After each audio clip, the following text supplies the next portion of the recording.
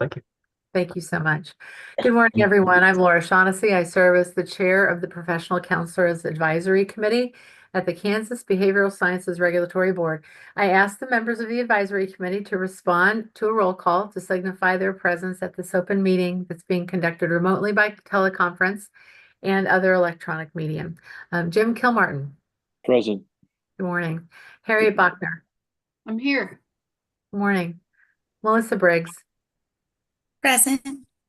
Good morning. Michael Countryman. Here.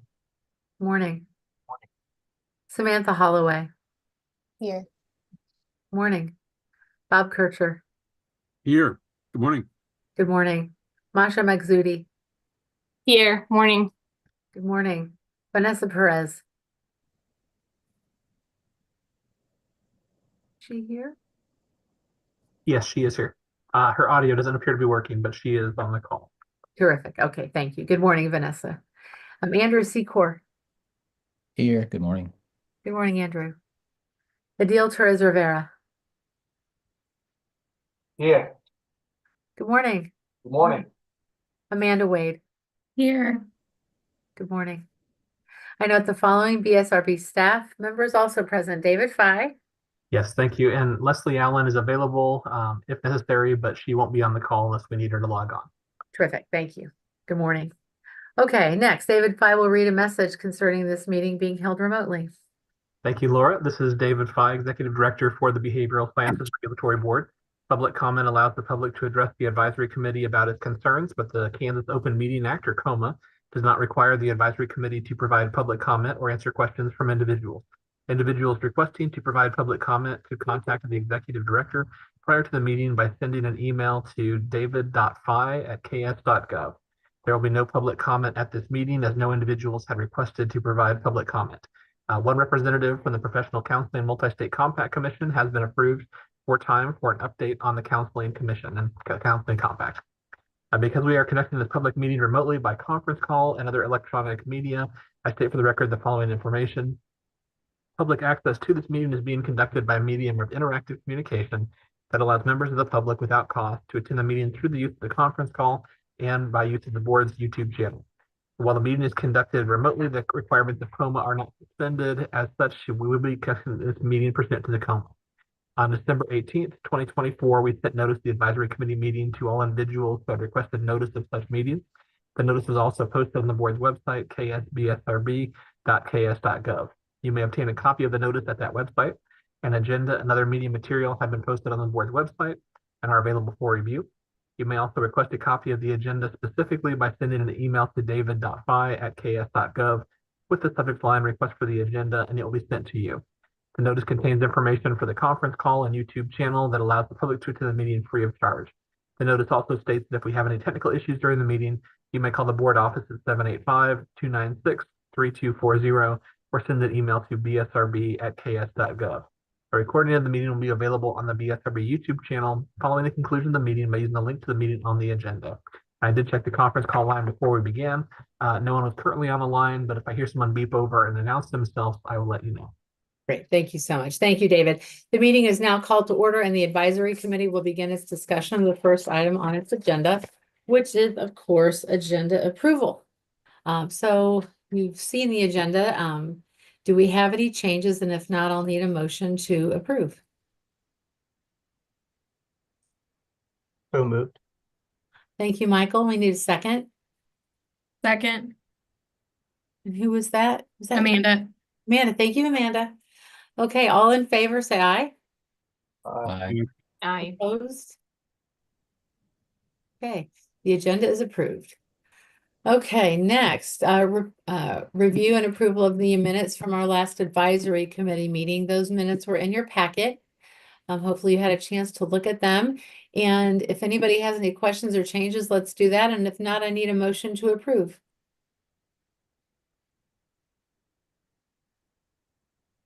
I move. Okay, thank you, Andrew. Second. Thank you, Adil. Okay, all in favor, say aye. Aye. Aye. Opposed, same sign. Okay, the minutes are approved. Thank you so much. And we will have our executive director's report now. David Fye, thank you. All right, thank you, Laura. Let's go ahead and start with some operations updates, and then we'll touch on some legislative updates. And then I will just highlight a few items from previous board meetings. So first, in terms of operations, we've had quite a few changes this year at the BSRB. We have a new website that we have launched in the last year. We have also fully launched services under a partnership with a company called CE Broker. And so if you have not renewed your license recently, but you are interested in using those services to go ahead and upload documentation of your continuing education hours, so that if you are audited, that process will go smoother. That is now set up for all 7 professions. And we also have a way that providers of CEs can go ahead and register those CEs if they wish to do so through CE Broker. Right now we have a pre-approved process, an optional one for the social work profession. And so individuals wishing to pursue that are also able to do that through the CE Broker website. So really excited about that. One other item, in the fall, we worked with each of the advisory committees to draft survey questions on a survey for licensees. And we launched that through a tool with SurveyMonkey in January. The response we got at the end of the survey was some individuals asked us to hold it open a little bit longer. So we did agree to do that. And so that has been held open for an additional 2 weeks. So the survey will officially close this Friday, and then we will go ahead and gather all that information and put it together in reports. If you have not taken the survey yet, I would encourage you to do so. We will send out one last reminder for anybody who has not taken it yet. We do have a setting turned on in SurveyMonkey, which keeps the results anonymous by individual. But if there are individuals who have not finished the survey, they are the ones who are getting those targeted reminders to go ahead and take the survey. So one thing we have experienced with this round of the surveys is that for individuals who hold more than one license, they are going to get a request to take a different survey for each license they hold. And the set of questions that they're responding to will be different based on if it's an addiction counseling license versus a professional counseling license. We also have some different questions based on the level of license that people have. But what we did strive for in the final set of questions that were part of the survey, we did strive for uniformity, if there could be, between the different professions. That way we'll be able to have nice data for each profession, but also we'd like to be able to look across professions on some of these topics. The questions were limited to between 15 and 20. Right now, I think the last time that I checked, we had about a 23% response rate, which is a little bit lower than what we received for the social work response rate. I think that was right around 40%. But I'm hopeful that with this extra time, perhaps maybe we can get that close to about 30%. And I know most of these professions, this is the first time we've done a survey for those professions. So I think if we can get close to about a 30%, that'll be a nice goal. So again, if you have not taken the survey, but if you have received a reminder, go ahead and make sure that you have completed the survey so that we can include all that information when we go ahead and put those reports together. And you should be able to have those reports for the next advisory committee meeting in April, so you can review that data. Turning next to some legislative updates. So every year, as a fee-funded agency, the BSRB goes before the legislature primarily for 2 reasons. One, every year the legislature sets a limit on how much the BSRB can spend as a state agency. We are one of the smaller agencies, and so we have one fund. We have a budget of about $1.2 million, and we have a reserve. Well, we have a balance in our fund of about $1.8 million. Not really a reserve. We spend money from that, and we add revenue to that over the course of the year. So depending on when license revenue comes in, it goes a little bit lower or a little bit higher, but it's been around 1.8 million pretty consistently. So it is going down. The board lowered some fees over the last few years that have led to a decrease in the balance in that fund. And the board has also approved some additional fee increases that we hope will be implemented by this summer. But we do go in front of usually the House committee and the Senate committee, and they approve a limit per year for how much the BSRB can spend. This year, the legislature is doing something a little bit differently. In the past years, agencies were required to submit a budget by September 15th of every year. That information would be reviewed by the governor's division of budget, and the governor would ultimately come out with a recommendation on agency expenditures. that would be provided to the legislature the first or second week in January as the governor's budget recommendation. And then historically, the legislature would start from that point and make adjustments from that. This fall, the legislature decided they would take a different path. And what they would do is they would start reviewing agency submissions on their own in the fall with a special legislative budget committee. And then they would come up with recommendations, and then they would use that as their starting point. So while there was a bill that was the governor's recommendation this spring, the legislature provided their own recommendation as a starting point, and that was House Bill 2007. The House has standing budget committees, and we did go in front of the House Higher Education Budget Committee. They asked questions on the BSRB budget, but they ultimately recommended the same amount that we had requested in the fall. And that is for the current fiscal year 25. And then also we put in for 2 new budget requests for fiscal year 26 and fiscal year 27. And the amounts that we had requested were both confirmed by that House Budget Committee and ultimately by House Appropriations Committee. And I know in some years they have added proviso language. This year that didn't occur. So the appropriations bill for the House was actually run on the House floor yesterday. This is a week in which they run a lot of bills on both the chamber floors. And so that bill did pass the House, and it will now be sent over to the Senate. Traditionally, what happens is the House and Senate review agency budgets at the same time in different committees. The House usually always has standing budget committees. The Senate has sometimes subcommittees that meet in odd time periods, maybe before session starts or during the lunch hour or after they get off the floor. Sometimes they will refer those budgets to standing committees to review budgets.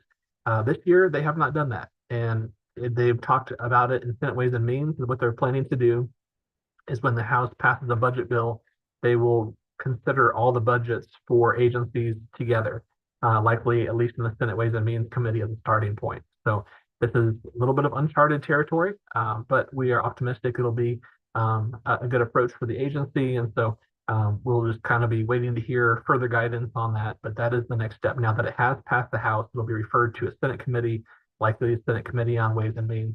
And then if they would like us to present testimony, we would be happy to do that. If they don't ask us to do that, there's really, compared to some of the larger budgets, our budget is relatively flat, and there's not a lot that we ask for. We don't ask for any additional money. We don't receive any money from the State General Fund. We actually contribute by statute up to $100,000 each year back to the State General Fund to help fund operations. And so that's where we're standing with the budget. No significant changes, but overall for the agency, our budget is stable. Our balance in our fund is going down by design. Ultimately, I think if we can get down to about 1 year of expenditures in the fee fund, that hopefully will be a good amount to kind of level out and equalize. But we will look for savings until that time. And if we don't have to consider raising any fees until that point, that'll be good for everybody involved. So the second reason we go to the legislature is bills that are involved, either requested on behalf of the board of the BSRB or that have a direct connection to the agency that the board has requested we take an official position on in front of a legislative committee. And so this year, the board did vote on some legislative changes. That bill was drafted by the Reviser of Statutes Office, but unfortunately, based on the volume of bills that they received this spring, that bill has not had an official bill introduction yet. It was going to be introduced in the House Health and Human Services Committee, but by the time that the bill was drafted and something called an RS number was available for us to request bill introduction, it was too late for bill introductions in those non-exempt committees. So we tried to see if we could get an introduction in a House exempt committee, which was House Appropriations, and we weren't able to get that done this year. So I have reached out to contacts on the Senate side to see if the bill can be introduced in a Senate committee. And I did a good productive meeting on Monday with a chair of one of the Senate committees. I am waiting to hear back if we will get the okay for that, but as long as that takes place, the bill will be introduced on the Senate side this year, likely referred to the Senate Public Health and Welfare Committee. And behind the scenes, I'll be working with the chair of that committee to request a hearing on the bill. It may be a challenging process based on how things are working this year, based on the speed the legislature is working. But if we can get that bill through the Senate side, passed on the Senate floor, referred to a House committee, likely it would be the House Health and Human Services Committee, and then it would need to pass that committee. So Given the condensed time frame, it's going to be really challenging, but if it does not go through this year, it may be carried over, and then we would have to go forward on some of these items next year. So just wanted to give you an update on that. We are trying to keep an eye out for other legislation that would have a direct connection to the BSRB. And if there are items that the board would want to weigh in on, if there is time, we try to schedule a special board meeting to allow the board the opportunity to discuss those bills and then give direction to me if they want to weigh in on those topics. And so we're trying to monitor that if that should occur. So. And then moving last to some updates from past board meeting. One of my responsibilities is to make sure all the advisory committees are kept informed of items from the board meeting. The last board meeting that took place was on Monday, January 13th. There is a group called the Kansas Fights Addiction Grant Review Board that was set up in law about 3 years ago. And they've been basically operating for the last 2 years or so. That group is made up of designees of several different entities, including one who's appointed for the BSRB. And Jason Hess serves as the board's appointee to that review board. And what the group of individuals is responsible for, there is money the state of Kansas receives from federal litigation involving opioids. And that money is received through lawsuits the Attorney General is involved with. It is collected. And what the legislature has decided to do with the proceeds from that litigation is to grant it to different entities that are providing substance use services to the state of Kansas. And so initially it was designed for entities that were nonprofit. And I think that was changed in law about a year ago to also include for-profit entities. But essentially they work with another association and try to grant out some of that federal litigation money for groups that provide services. So Jason Hess did attend that meeting, provide a little bit of information about the Kansas Fights Addiction Grant Review Board and his role on that. Other items the board discussed. The board is getting close to finalizing some changes to the unprofessional conduct regulations. You may recall each of the advisory committees has gone through their own separate regulations, made recommended changes, reviewed the changes from other professions, decided if they wanted to adopt any of those for their professions. Now, ultimately, all of those changes have been provided back to the board, and the board will need to take a position, either move forward as they currently stand, recommended by the advisory committees, or make any changes across the board for uniformity or other changes. So that is something likely the board will be discussing at the March board meeting. We also presented some possible methods for having an expedited application review process. That's something we've been working on for a little bit of time. The legislature did direct the agency to come up with a process for that. But unfortunately, when we reached out to other state agencies in the state of Kansas, none of them seemed to have a process for that we could learn from or adopt. We looked at other agencies outside of the state, and it didn't seem like they had a process for that we could really adopt or learn from either. So we really had to think outside the box on this. And I think we came up with some language the board was supportive of. So we're going to try to go ahead and put that in regulation and have that regulation language available for the board to review in March. And then there are a couple other recommendations the board reviewed from the master's level psychology and licensed psychology advisory committees. There was also some discussion in terms of how active the board wanted us to be on some issues involving some of the national associations. I know this is a little bit outside of your profession, but I want you to be aware of some of the discussions in other areas. For the psychology profession, their licensing examination is known as the EPPP. And one of the major discussing points the last couple of years has been a secondary test that they have designed called the EPPP2. And the way that their tests have been described is that the EPPP is a knowledge-based exam. The EPPP2 is more of a skills-based assessment. And so the board of that association, ASPPB, made a decision that as of January 1st, 2026, any states wishing to use that licensing test would have to require their applicants to also pass and take the second test, the EPPP2. And they were going to be considering those both two parts of the same test as of that date, but a lot of states were having difficulty implementing that. And as the deadline approached, it was creating a real significant issue for a lot of states. So we were part of a group that was working with Texas on a proposed bylaw amendment that would make sure that states have the ability to choose for themselves whether or not they would have to require passage of both tests. Ultimately, the process got pretty messy, and it was apparent that there needed to be some significant changes for that association. One of which is that there needs to be a real change in their bylaws. And so ultimately, that on that issue regarding the test, a week before the annual meeting, the board of ASPPB reversed their decision and decided that that would not be a requirement for states as of January 1st, 2026. So in the short term, it addressed the issue. The long-term issue, though, is that these associations are made up of member states, and we, on behalf of the state of Kansas, have a responsibility to make sure that if there are similar issues in the future, we can resolve those more cleanly. And so what I spoke to the board about at the board meeting was, would the board be supportive of us pushing for a bylaw revision committee as a representative from Kansas for that association? I feel strongly that that needs to happen to make sure that we have a cleaner process for changes in the future. But I want to make sure the board is aware of this and make sure the board was supportive of us going forward and making those changes. And so the board was supportive of that. Since that time, I did receive information about a week ago that the association is putting together a committee to review the bylaws and suggest changes for the body to consider. So I will be volunteering to serve on that committee, and I'm happy that they are taking a position to go ahead and address that. They're also putting together a separate task force to address the examination and work on those issues too. So ultimately, I think they're headed in the right direction, but we want to make sure that our voice is being heard in these discussions and that we can make some positive changes. So I thought I'd keep you updated about that as well. So with that, I'll go ahead and end my report and see if there's any questions on any of the operations updates, legislative items, or any of the items from the last board meeting. Thank you, David. Any questions for David? Hey, David? Yes.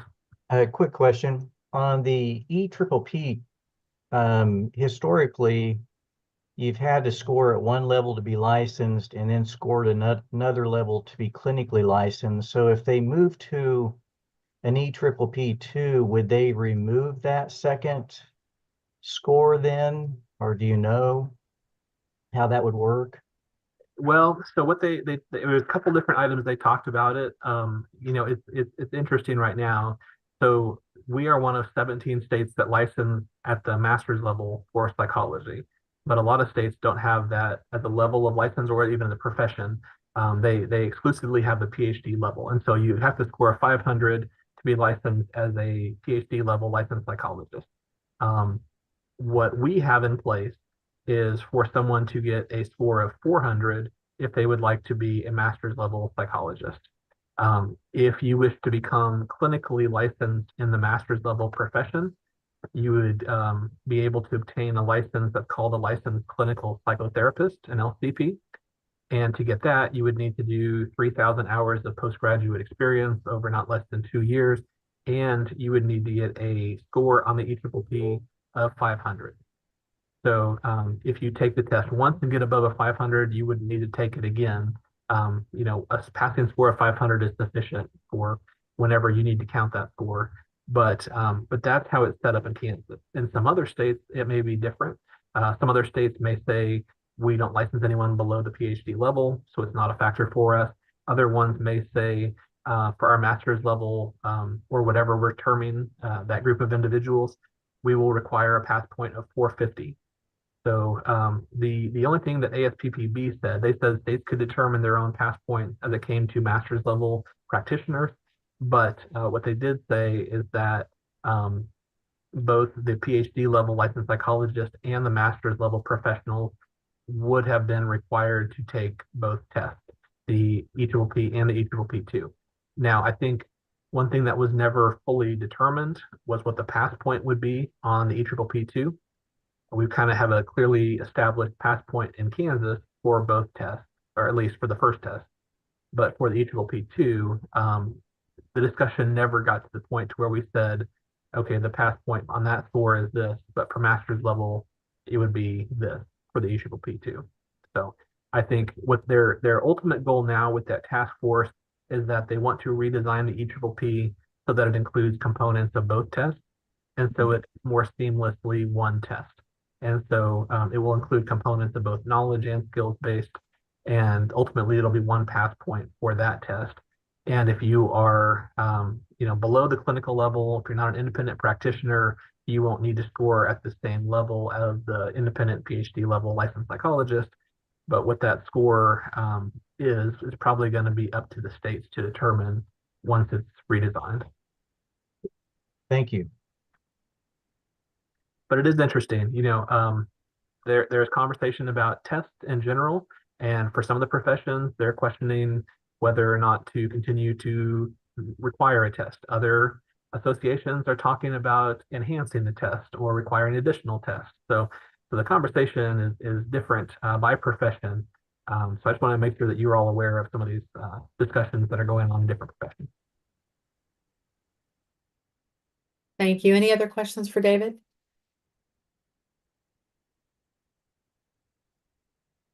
Okay, thank you. Let's keep moving. Updates from the AASCB meeting that David and I just attended last week when it was very cold here. Yeah, and you may recall, this is one of the associations we work with quite a bit, the American Association of State Counseling Boards. They provide support to regulatory boards. And so we generally held those annual meetings either in January or February each year. And Laura and I were able to attend that meeting this year. Some of the topics that they discussed at that meeting included things like supervision and technology. I was able to facilitate one of the discussion groups, and that dealt with the topic of collaboration, which I thought was kind of interesting. A lot of states somewhat work in a bubble a little bit. And we're familiar with the concept of a composite board here in Kansas because we have one board for 7 professions. But in other states, there might be a separate board, or there might be a composite board that is divided differently. And so based on, having independent boards for each profession, that can lead to less license revenue, which means less or no staff, which means sometimes board members are the ones processing license applications or sometimes doing the actual investigations. So it gets much more complicated, in my opinion, when you look at some of the other models that states are using. And I don't blame people for doing this, but one of the most common reasons why people do things is because they did it that way last year. And so when you can always look at innovation and changes, I think it's responsible for people to do that. And so the roundtable discussion group that we had representatives from several different states. There were board members, there were executive directors, people in my role. There were also some affiliate members who were attending the meeting on behalf of different organizations. And so we went through some ways that people can learn to work with different groups more effectively. We talked a little bit about some of the things that we're doing here in Kansas, such as the informational forums, that one is dedicated towards educators, one is dedicated towards employers. We've talked about some of the informal meetings we've had with representatives of some of the national associations and some of the state level associations. And then on a very low level, what we did is we actually provided a couple of just timeouts during that session where people in the room could talk to each other and exchange information, so that if you brought nothing away from that meeting, you would at least have a handful of contacts that if you wanted to reach out to and get perspective, you would have someone that you could reach out to from, let's say, Minnesota or from Arizona. And so got a lot of positive feedback on that. I've been able to work with a number of individuals from that group, and actually they have asked me to serve as the treasurer for that association. So since July 1st of last year, I've been the treasurer of AASCB, and I've been volunteering to serve as a facilitator for it's a once a month sort of casual meeting for people that are executive directors or board members, that they can come together and discuss topics like supervision, like how their states are doing different things, what they're using for, let's say, expert reviews or different things like that. And so it's been nice to see the network grow and more people getting involved in that kind of process. And so I thought the meeting overall was really good. Towards the end of it, there was some difficulty with the oncoming weather because we've experienced a lot of harsh winter weather recently, but I thought a lot of people had really good positive comments from that meeting. So Laura, do you want to share any comments that you took away from the meeting as well? Sure, thank you. I do have 2 things. The first one was the things that I attended, the breakouts were on ethics, on supervision. They're of course very informative. People, are just there are usually 20 to 30 people in those groups. They're either EDs or board members sharing what they do in their states. It's always helpful to hear new ideas. I feel really passionate about improving the supervision process in any way that's possible because supervisors supervising supervisees is obviously a very important part of, what goes on in our state. The other thing, since most of you are educators that I'll share with you that I found interesting, one of the intern, at AASCB is doing a research project. She is looking at state guidelines. She stood up and the first thing she said was, "I've been on all your stats and regs." Do you remember that, David? Were you in there when she Mhm. said that? And she is paying attention to a federal rule that says programs have to announce to their students if their programs count or are qualified for licensure. Do they meet the requirements that will lead to licensure? Which she's doing research in that area. She is going through every state and looking at every program and trying to get all of those answers. And when she has all of those later this year, she's going to provide hopefully not just a spreadsheet of what her data was, but a process so that states and students can go through a very easy process and make sure that the program that they're joining either meets requirements and their state guidelines or it doesn't. And if not, what are the things that will need to be, they'll also need to go to get so that they can qualify for licensure. So I thought that was helpful. I mean, that's, I'm sure all of you answer questions about that all the time. And so hopefully this tool that she's working on developing will be helpful. So those are just two things that I found very interesting at the conference. It was a great conference. And of course, David Fye always shows up and, is well known. Whenever I announce the state I'm from, he doesn't know this and it's meant as a compliment and it's taken this way. But whenever I say I'm from Kansas, I say I'm from the great state of David Fye. I mean, Kansas. And everybody laughs and knows what I'm talking about because he has such a great reputation and he's involved in so many things. So it's pretty easy to show up from Kansas. No, I think it's great. I think few years back, people were talking about flyover states, which always kind of bothered me. I think when you get involved in these things on a person level, we can each have a voice, and we should have a voice. And so, yeah, it's been neat to kind of get more involved with these topics, and I do see a lot of people respecting our voice as a state, and it's nice. And some of them, they're learning from some of the things that we have tried out and that we have improved upon, and yeah, it's good, and it's nice to learn from all the other states as well. So, yeah, it was a good conference, and look forward to continuing to work with them. They actually have started to brainstorm about a way in which they can help out. They have developed a tool in the past that has been sort of a training for new board members, and for us, it has not been something that we really have utilized too much because as a composite board, we have one professional counselor on the board. And so, but for other counseling boards where they might have counselors changing on the board every year, it maybe is a tool that some of them could use.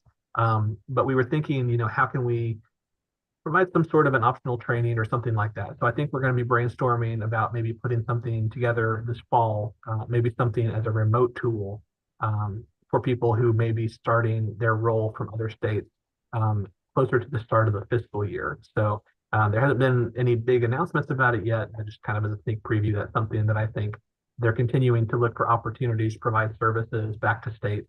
And so, yeah, more to come from that, but I thought I'd put it on your radar. Any questions about the conference for David or me? I do. So on that part that you mentioned about the research being done for schools and whether or not we meet the requirements in other states, we've done that, but I guess what I'm wondering here is it's like our best guess. When we go through, we look at the state regulations and statutes and we say, do we look like we meet the state's requirements? And so I'm wondering if there's going to be a way of them maintaining that. Like, is that going to be kept, like that information is going to be maintained and updated. And I also know that depending on the state, we might think we meet, but then we have people go to the state and review, and the state says no. So I just don't know like how close we're all expected to try to get to being able to say in all 50 states what are, because sometimes like in my program, my mental health track might meet the requirements, but the marriage, couple, family track may not, based on the kind of coursework we have.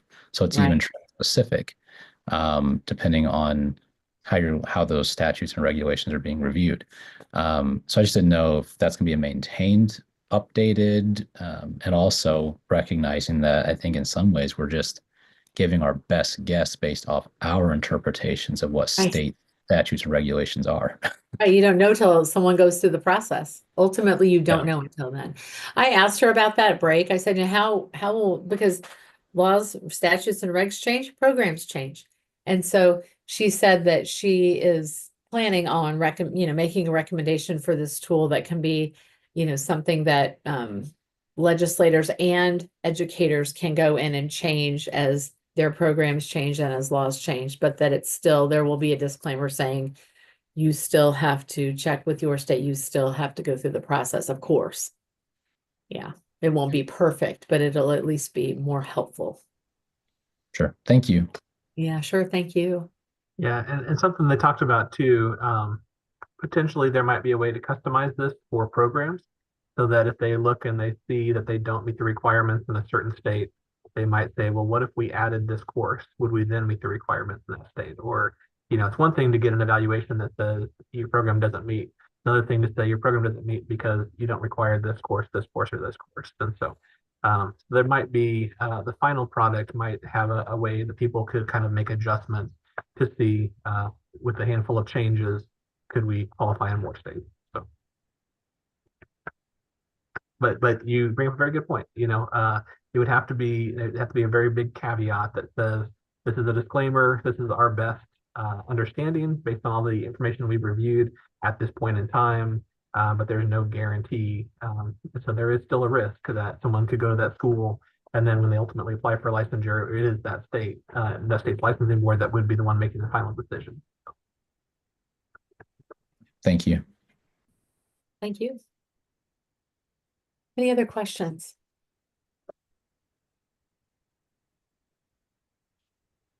Okay, updates from the Multi-State Compact Commission meeting. I was supposed to be in person for that one, but I flew home a day earlier because of Snowmageddon. Everybody was freaking out about it, so I came home and did it by Zoom. It was very good. And Andrew, I'm thinking about you because you had some very specific questions you wanted answered.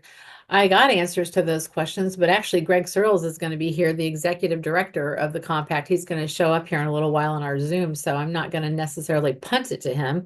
But I want him to be able to answer your specific questions because he'll do a better job than I will. But you know what? It's an amazing process that this compact is going through.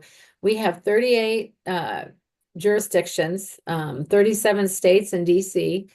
Greg Searles is confident we'll be to 40 by the time the compact goes live, and is confident that that number will continue to grow.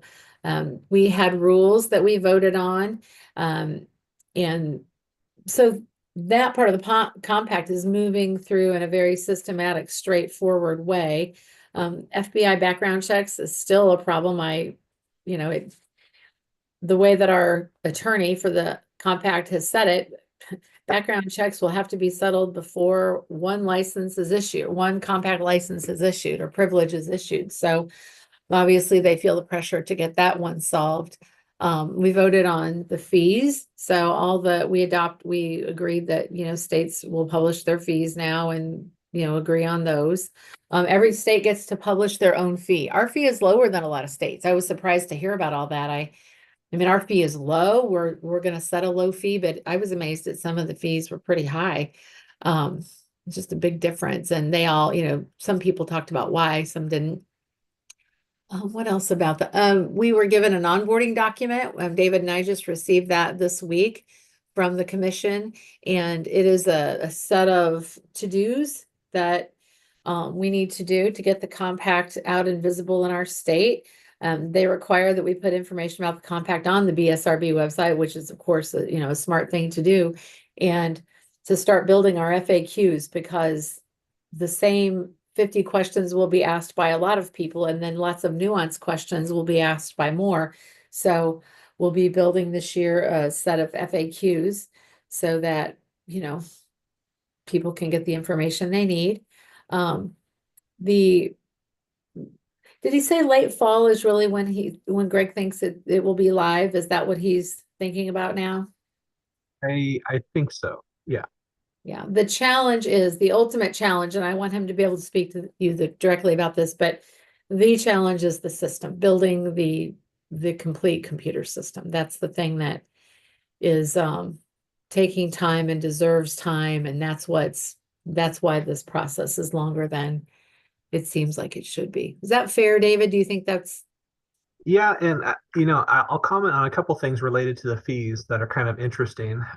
The way that the compact will work when it goes live, rather than apply to the states to get the privilege, they'll be applying to the compact commission to get the privilege, and the compact commission will be the one to issue those, and they will collect whatever each state has determined to be the privilege fee to get the privilege, and then they will collect a certain amount to fund the operations for the commission.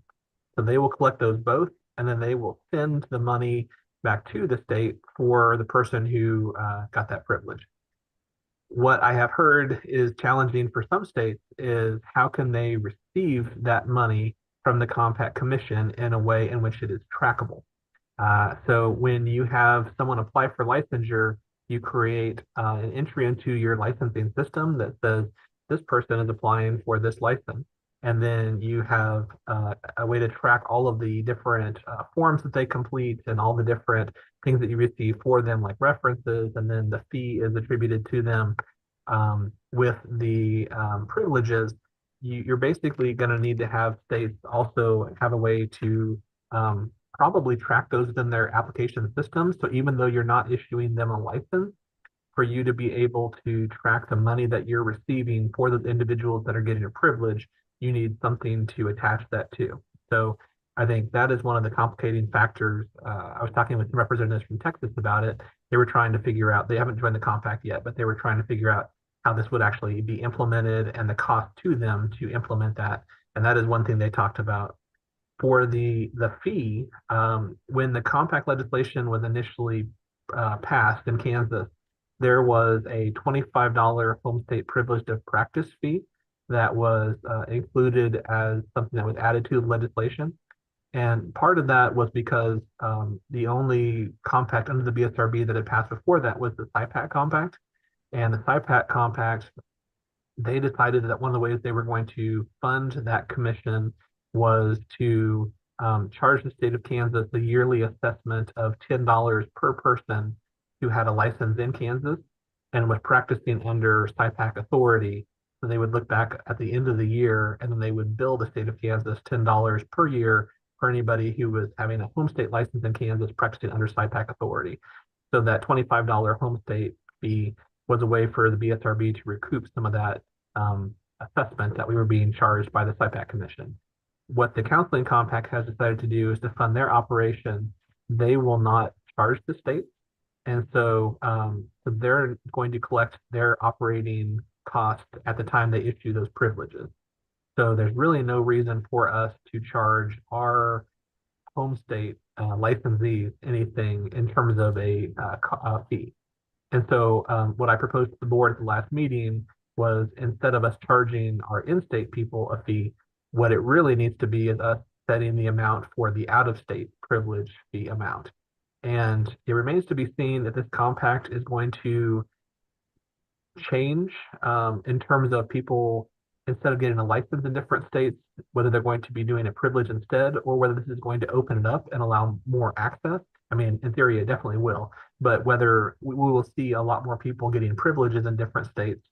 And so what I proposed to the board was, even though we are going to lose some out-of-state license revenue, what I proposed to the board was that the privilege fee for out-of-state licensees be set at $25. They will still need to have an active license in their home state, so they're already paying the full cost of whatever their home state license is. But to get a privilege fee in Kansas, it would be essentially $25. And that is not too far different from a couple of the other states. I think Louisiana and another state was around $25 or $30. Now, some states under the compact are saying we're very concerned about losing the out-of-state revenue, so we're going to set our privilege fee at exactly the amount of a license because we want it to be a one-to-one swap. I think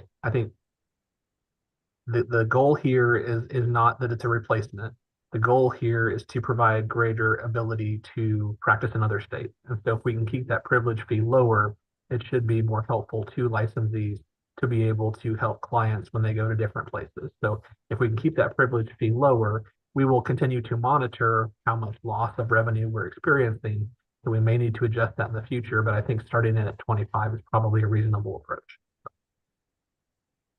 I would add to what you're saying, David, because I mean, you've done a really good job of fiscal management of our fund, and you've even gotten some feedback from some legislators that there needs to be a little bit of a drawdown. So we really are in a good position to start low and work toward a more economically equitable fee if we need to.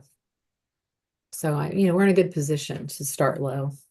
Yeah, I mean, my hope is that if somebody currently is paying, let's say, $100 in the state of Kansas for their home state fee, and then they're paying $100 to another state because they have two different licenses.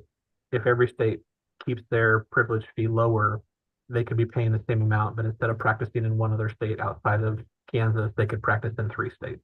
And so if that privilege fee is around $25 or $30, I think that's when you really see the benefit is people being able to help clients when they travel and different things like that. Go ahead.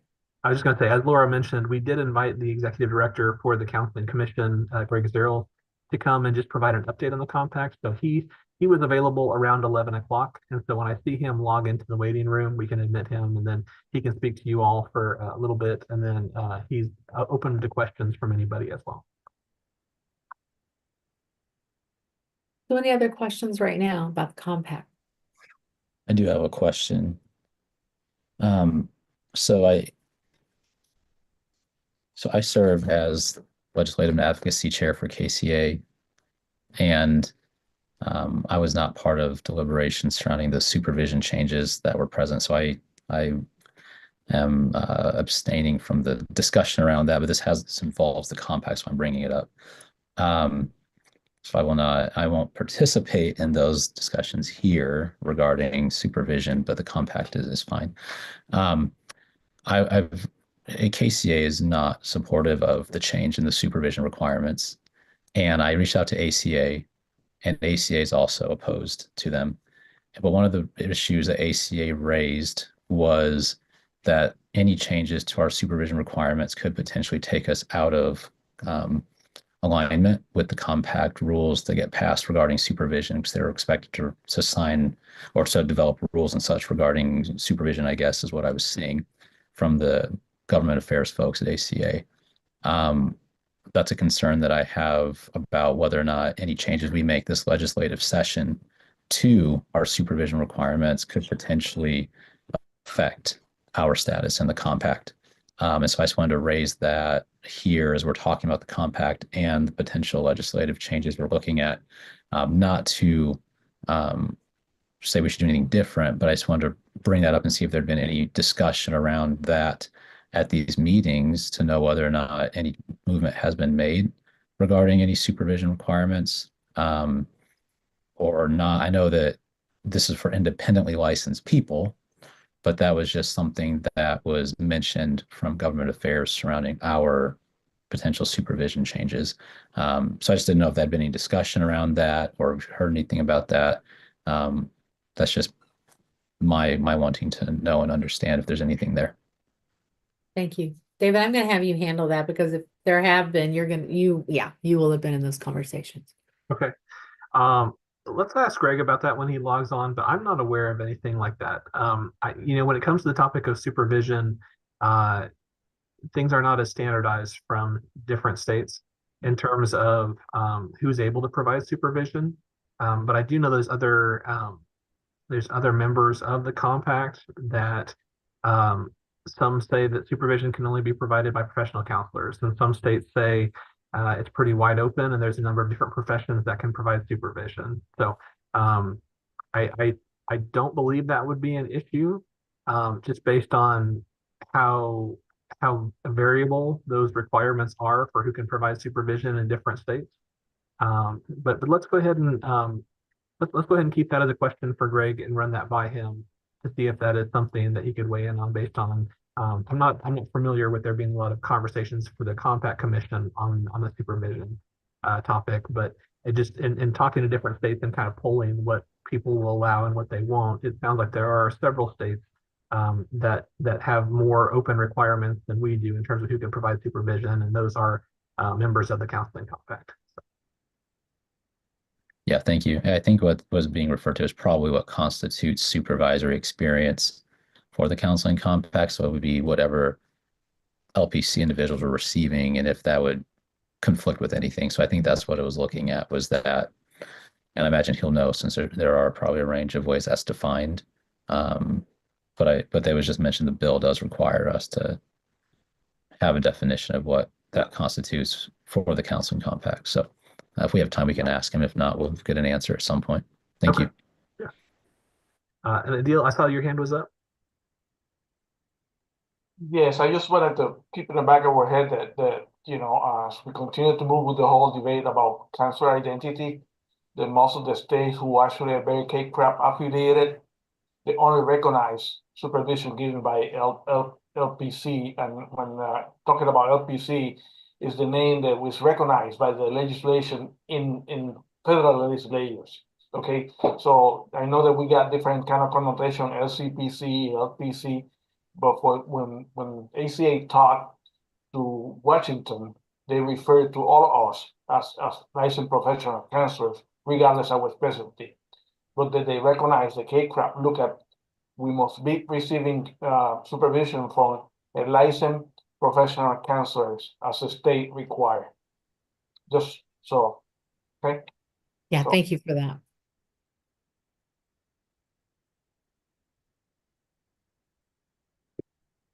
Yeah, the compact challenges all of those things in a good way, as far as I'm concerned. It challenges us to really look at that and form identity and unity when that's being challenged. So I'm glad you're bringing that up. Any other questions about the compact? I just want to say thanks to you and David for all the work you guys are doing, all these different meetings, and bringing that back to us. I know it requires a lot of your time. So I just wanted to say thanks to you guys.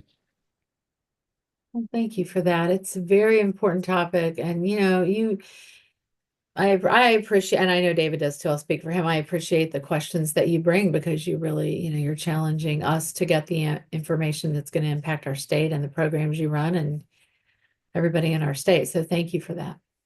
And I know people are really excited about the compact starting as soon as possible. And so, yeah, we are aware of that as well. It's interesting.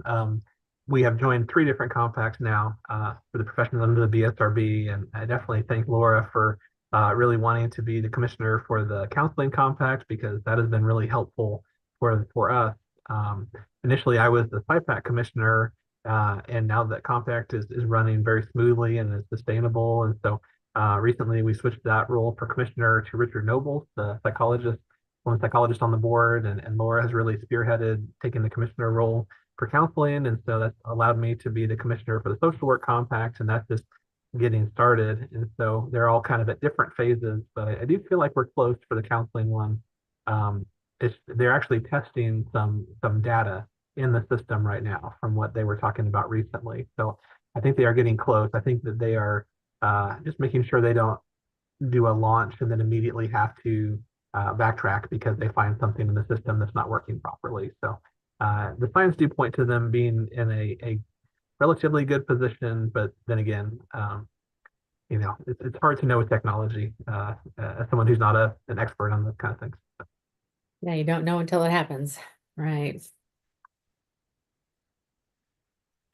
Any other questions about that? Should we go ahead and frame some of the new business while we're waiting for Greg to jump on here. Sure. And I can kind of walk through some of the discussion for the artificial intelligence, if that would be good. Sure. Yeah, we do have, oh, and actually I just saw Greg enter the waiting room. So Okay. maybe we can just go ahead and have him enter, and then he can introduce himself, and then we can allow him to provide some updates for us. Perfect. We'll come back to that. Thank you, David.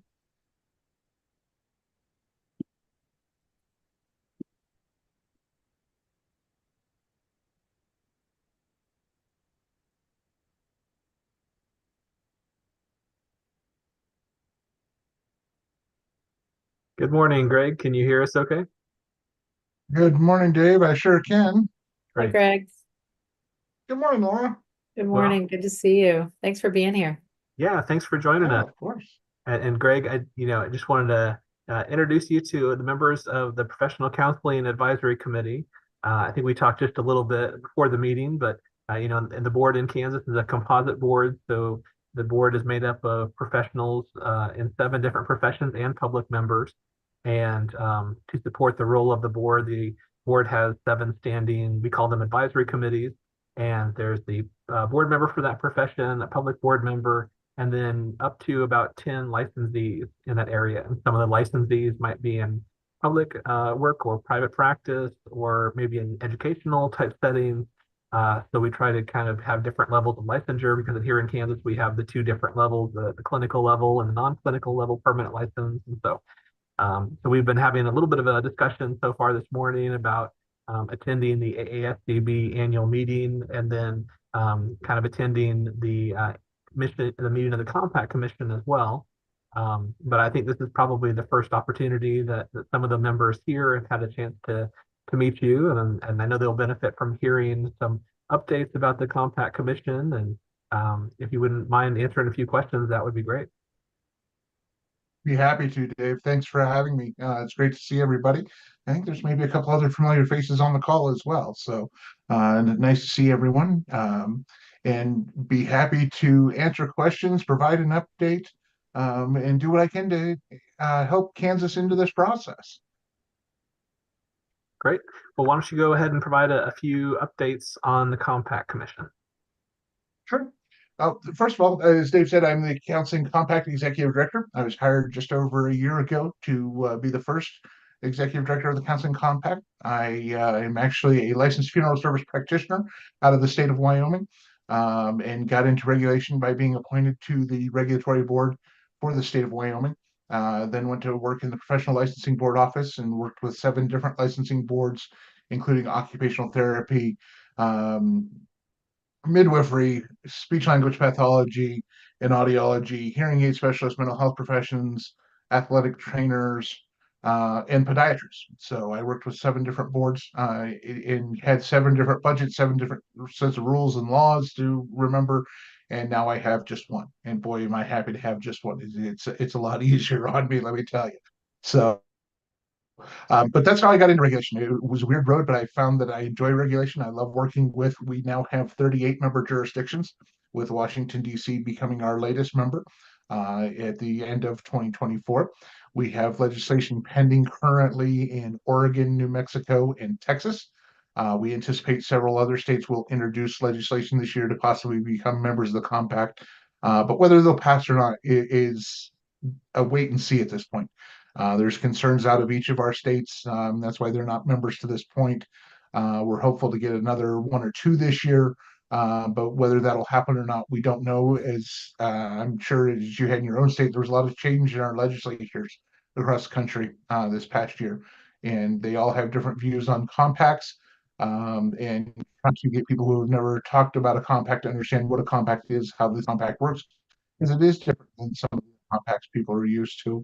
Can take some explaining. And then there's always the ones there that you can tell them the sky is pretty blue, just like on Jim's background there, and they're going to say, no, that's aqua, Greg, not blue. So it is what it is. ACA and CSG, the American Counseling Association and the Council of State Governments, who were responsible for the original drafting of the compact language and getting it through the first states, are still spearheading that legislative effort on behalf of the compact. They have a separate agreement from the Compact Commission that's to provide those legislative services. When it comes to boards and things like that, I'm still happy to answer questions for non-member states. So we're still in the development of the compact database and website system to make all of this happen. To be able to have issue privileges, we needed a system that would interface with all of our jurisdictions, be able to take information in as to those that are eligible for the compact, provide information back that privileges were issued out of to your state, but then also exchange disciplinary information.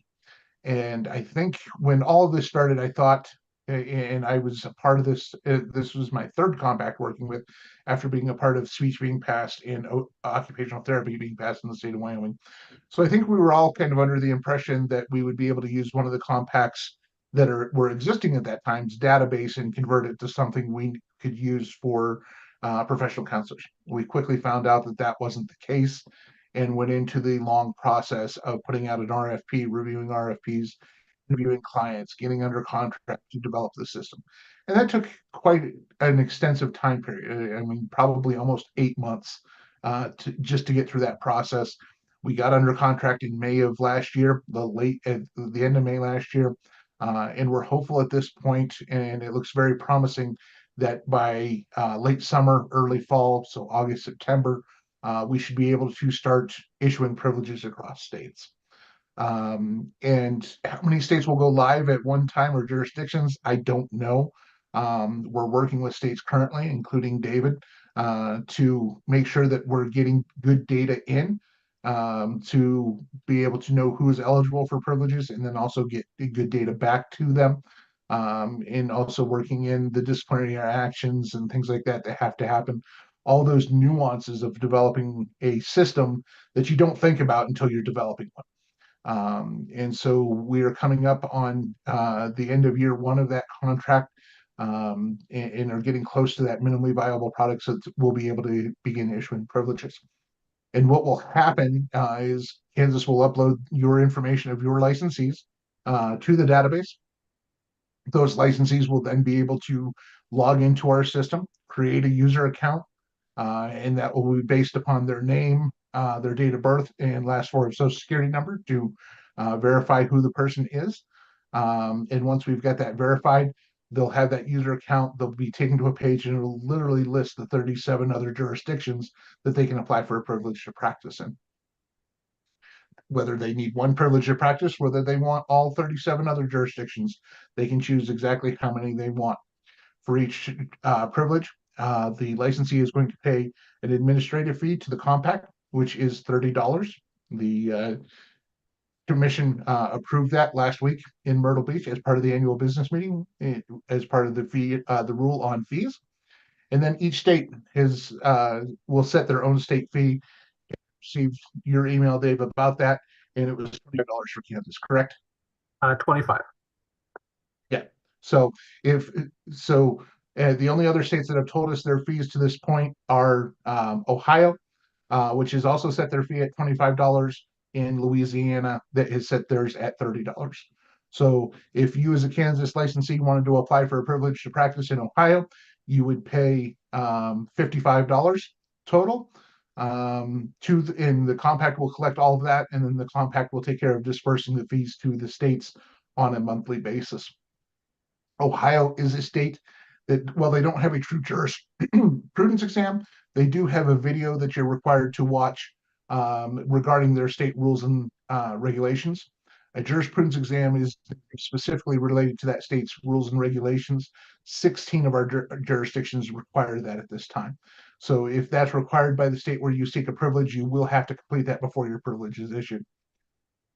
Once that fee is collected, you've attested that you've completed the jurisprudence exam as required. Just as quickly as our system can process that transaction, you will receive an email as a licensee that says you've been issued the privilege to practice with a number that is specific to the compact, which will differ from the Kansas licensure nomenclature. Right now, we've set up that a privilege will be issued LPC. And don't quote me on this, it's always subject to change as we develop this database, but it'll be LPC dash whatever state the privilege is in, and then a number. And we're working together with OT and speech to develop this system. So that's helped keep the costs down for the compact in developing. As ACA, the American Counseling Association, and NBCC, your exam provider, have graciously donated a lot of money to make this project happen. ACA's commitment to the project is well over $1.2 million. And NBCC's commitment is about $500,000 as well. So as you can see, this has not been an easy undergoing. We're hopeful with the administrative fees that we collect with the privileges being issued to become financially independent from those and not rely on donations in their support after probably a year of when we go live with privileges. That, of course, will depend upon the number of privileges that are issued, how many states go live, all of those factors. But the goal is for the compact to be financially independent through those administrative fees and not having to levy a annual fee to state licensing boards. We believe that the counseling compact will be self-sufficient in that manner by charging that $30 fee to those that are going to use it. And why the $30 fee per privilege? Why not just one set fee for no matter how many privileges you want? It's one of the big questions we got. This way, the cost of running the system is absorbed more by those that use the system. Where we could have set it at $100 and only charged it, one time, no matter how many states you got. That's not necessarily fair to the person that's only getting one versus the person that's getting 37.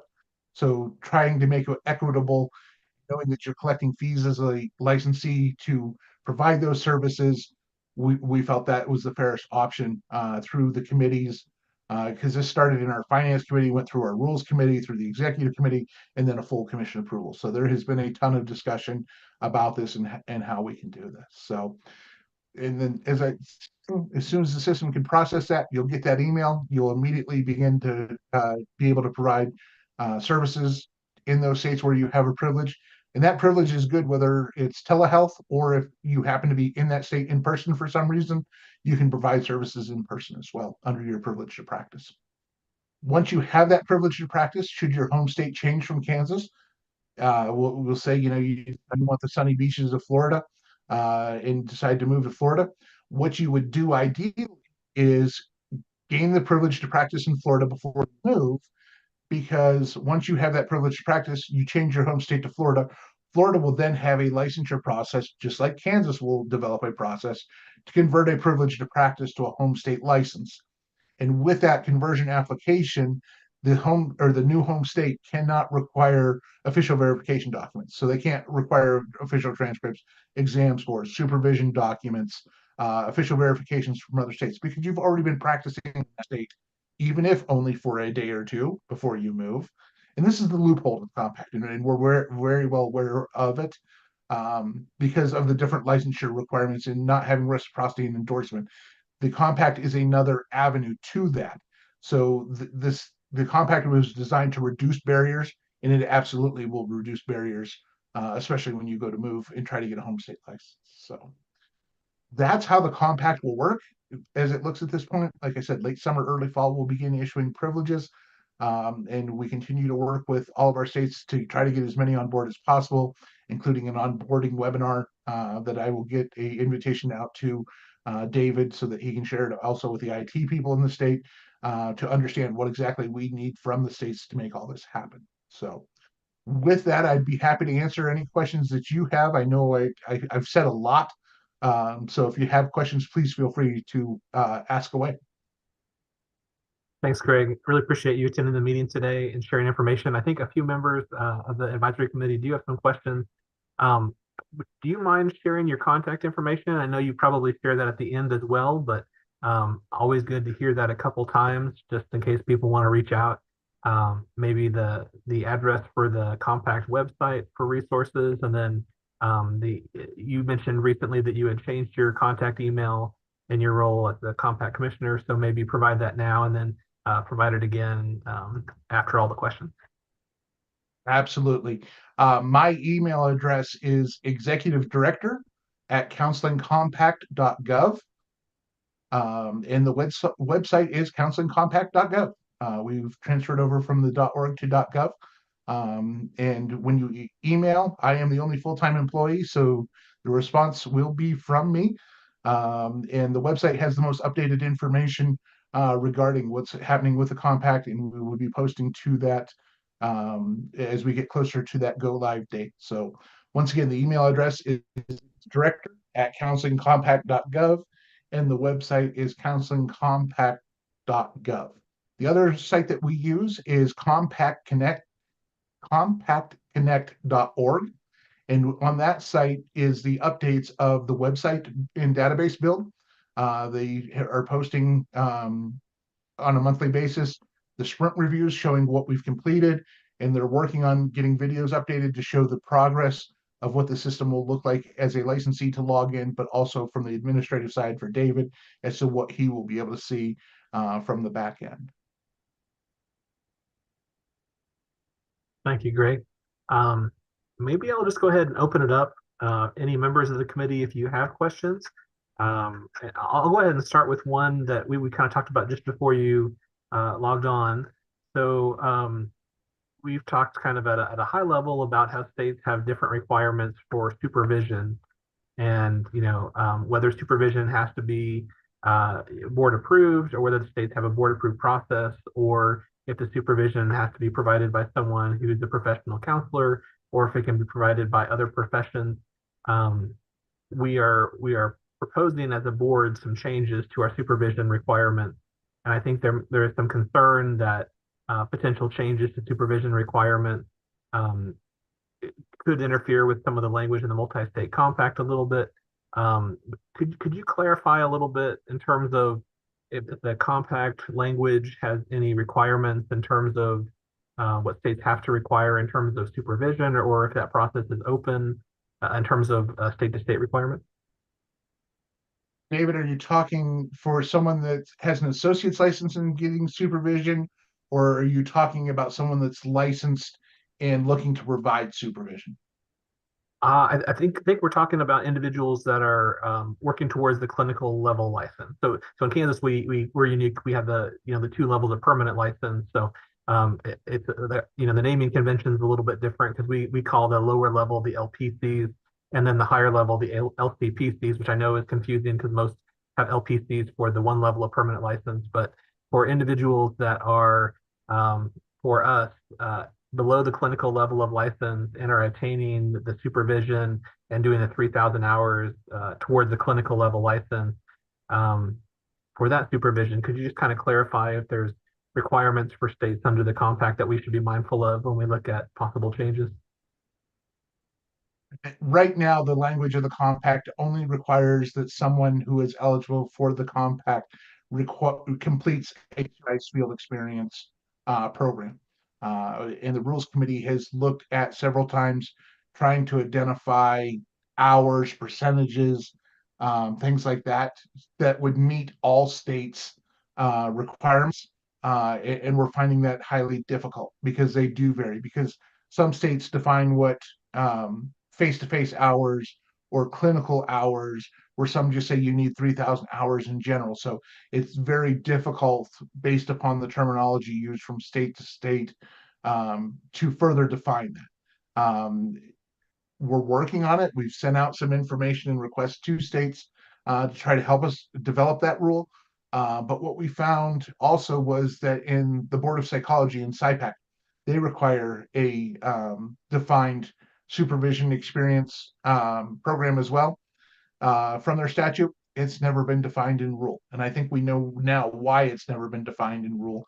Is because the variation from state to state is so difficult. So whatever Kansas decides is appropriate licensees to get that initial home state license of Kansas is what the board will work with.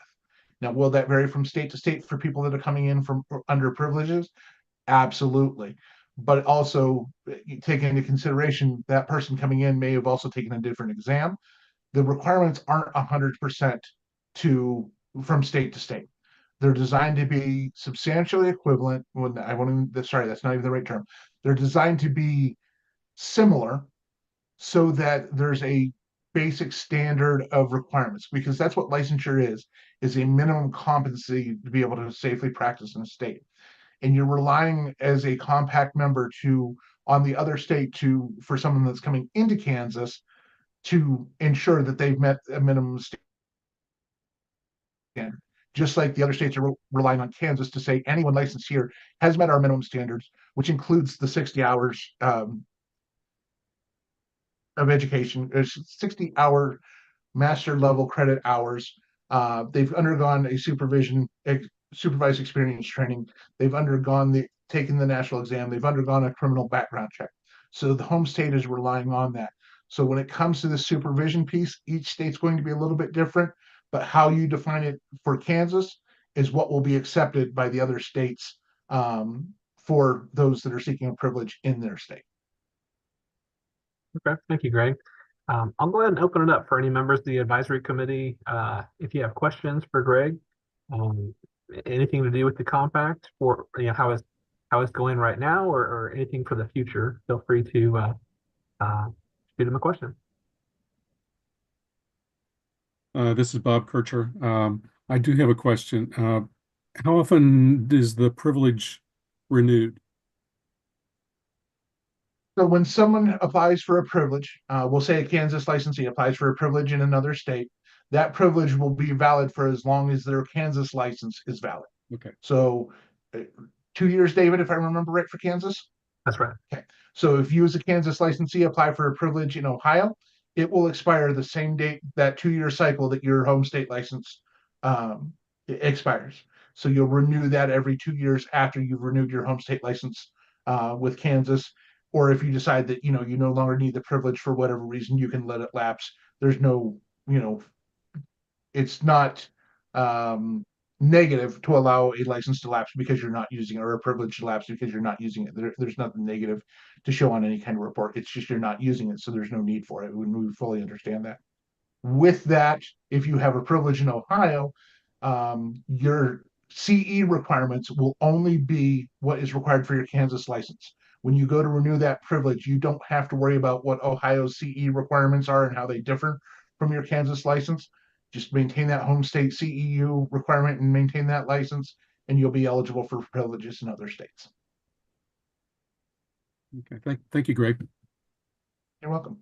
Now, on the other hand, if someone it lives in a state that renews annually and chooses to get a privilege in Kansas, every year Kansas will receive the fee for that privilege, or every 2 years, whatever it would be. But in some cases, it will be 1 year. 7 of our jurisdictions have annual renewal, 31 to have the 2-year licensure cycle. And Greg, I just thought of this. So if someone does allow their privilege to expire, will the states be notified that the privilege has expired? The plan is to have that notification, yes, that you'll get at least weekly reports of privileges that are issued. And then as we get into privileges expiring, the system, yes, should also report to you that a privilege has expired. Okay. We were talking a little bit earlier about, this is a different process than what we use for applicants. But it would be helpful for us to be able to track the money we receive back from the commission by attaching something in our system that this person has obtained a privilege. So if we are notified the privilege has expired, that way we could reflect that through our license verification portal, which is not showing that they have a license. It'll need to show up a little bit differently, but at least that's a nice tracking tool. So that's good to hear. And that's the exact reason we're doing that, is notifying of the privileges being issued. If a state chooses and has the ability to add that to their licensure system, it's highly recommended. Physical Therapy Compact has let us know as we were building that was something that they overlooked in their bill. And so then when Medicaid or insurance companies were looking to verify a license, they were going to the state site and not showing anything up in the state site. So then they had to come to the national site.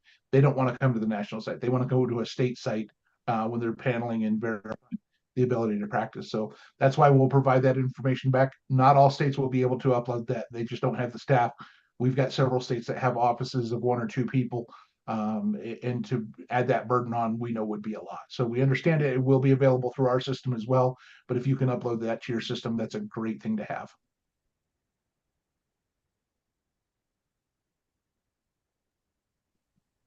Hi, Greg. This is Andrew. I do have a few questions. The first one actually goes the other direction on supervision surrounding whether or not. So you mentioned the option of providing supervision and whether or not this would permit people the ability to apply to be a supervisor in the states in which they have a privilege. Has there been any discussion around that? Has been. And if a state has a separate credential or requirements for being a supervisor in that state, you would have to meet those requirements as well. If they require a 40-hour course, or like Wyoming, where I come from, we only required 3 hours of a CE in clinical supervision or a master's level course from college that met that requirement. So you'll still have to meet those requirements to be able to provide supervision in those states.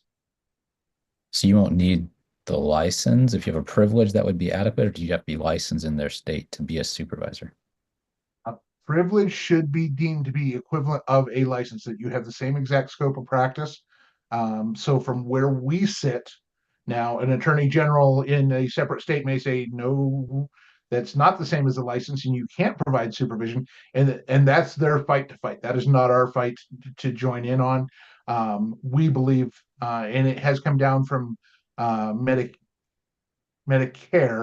on the national level, that a privilege to practice is deemed equivalent of a license for their purposes.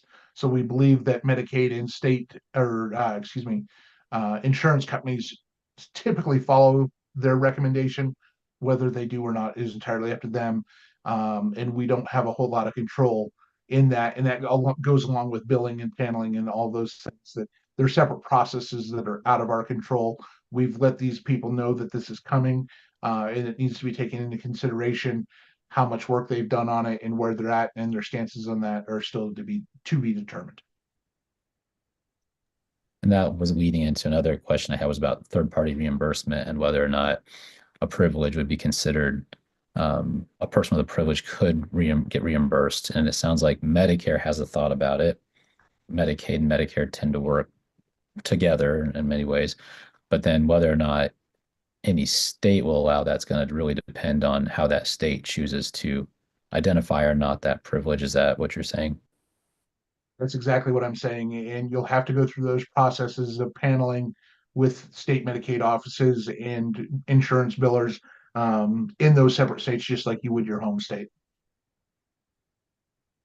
So it sounds like the option exists that a person could be reimbursed with a privilege. It's just whether or not the states will follow this. I mean, that's the hopeful language, is that there's a possibility. It's not known yet until everybody starts doing the work. Thank you. The last question I have is about employability. So I know the compact permits practice both remote and also physically in the state in which you have the privilege. Do we have, or has there been conversation on whether or not states would employ a person with a privilege in that state, since it's being in some cases seen as equivalent to a license? Could I get a privilege in Nebraska and then work in Nebraska and work in Kansas? It may not be my home state. For instance, let's say I live close by and I want to work across state line, and I also want to stay in my home state and work. Am I able to do that with a privilege in Nebraska, for instance? Absolutely. So you live on, between the Kansas and Nebraska border. Why you'd ever go to work in Nebraska? Oh, wait, sorry. Personal feelings about Nebraska. But I am married to a Nebraska girl, so there's lots of reasons behind my feelings for Nebraska. Um, sorry, just trying to lighten it up a little bit. But yeah, so if you had an office in Nebraska, lived in Kansas, had your Kansas license, applied for privilege in Nebraska, you could absolutely use that privilege to create to do in-person clinical work in your office in Nebraska. You would not have to have the state license. Thank you. And last question, I hope, would there be differences between a person wanting to open a private practice office in another state and a person that wanted to, say, work for a mental health center in that state? So they had a limited practice in Kansas and they wanted to work they got invited to work or knew people in a mental health center across the state line. Could they get employed through the county, for instance, to work in a mental health center based on their privilege? Do we know anything about that? As far as I know, absolutely. They've got the privilege to practice in that state. It allows them to practice in person or through telehealth with the same scope of practice as a home state license or a single state license would have. They should be able to be employed under that privilege and operate for that clinic or a personal or their own private practice.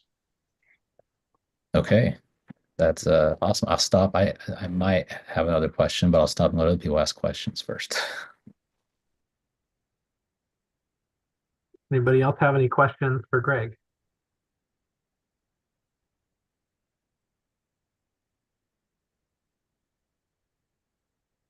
Well, Greg, I remember you had proposed holding some, I think you called them office hours that were just sort of an open time period, letting people know that, you're really responsive to emails and other things too, but you had arranged for a certain period of time where if anybody wanted to log in, maybe to a Zoom or something like that, and just ask you general questions. Are you still doing that as kind of a standard thing? Those have been running on Mondays, 2 p.m. Mountain Time, where I'm at for an hour. I am looking at moving those. I've got a conflicting meeting with the legislative work that's going on across the states to be a part of that. So I am looking at moving that. But I will send you an updated link and feel free to share that with your board, this committee, anyone that would like to join in that. If you have questions, that's a time where you can, feel. Normally, I have no more than 3 or 4 people in those meetings. It's not a meeting of the commission. It's just your chance to be able to have time where I'm going to be available to answer questions.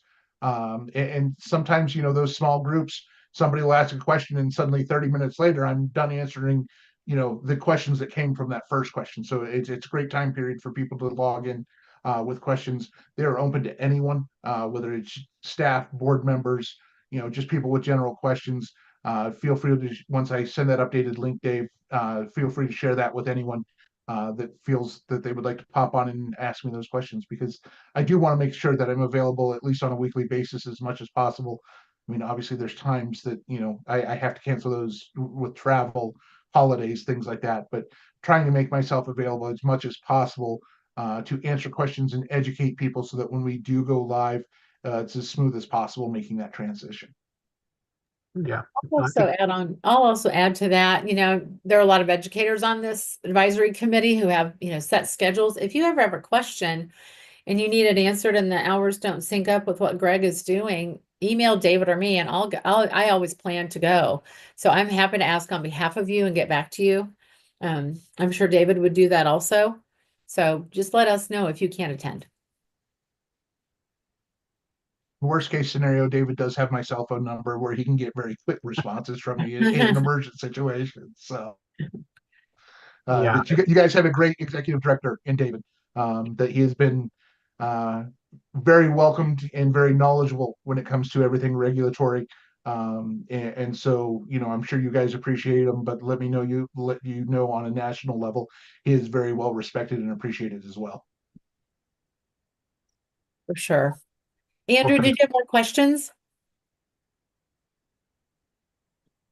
It was mentioned late fall is what we're anticipating. I keep getting that question a lot. And also, I imagine the ability to apply for a new home state license based on privilege, that'll all be in effect by the time the compact is supposed to go in. 4 states can issue any kinds of privileges. They have to have all those things set, which means, like, for instance, Kansas would have to have their process set before we could start accepting privileges. Would that be my guess? Yeah, as much as possible is going to have to be in place. If the application process is not necessarily in place, I don't know what your ability to have emergency rules to have something like that in place is, but I don't, for the first few months, I don't see that being absolutely. Is there a possibility that somebody the day it goes live could apply for a privilege to try to move and then get a license in a couple of weeks? Possibly. But the likelihood of it is probably a little less compared to those that need privileges just to be able to that continuity of care piece more so. But yeah, states have to be working on this, and this is why we're having that on-board meeting next week. And we've been talking to states. David's probably sick and tired of hearing me after 3 times last week And then also with all the other events he and I attend, harping on some of these things. But we are trying to make sure that we can get as many states rolling and have as many processes in place before that go live. And so, yeah, August, September is what we're looking at. You'll know in Kansas when that first privilege issued because you'll hear me scream that it's done. You guys are close enough to be able to hear me, I'm sure.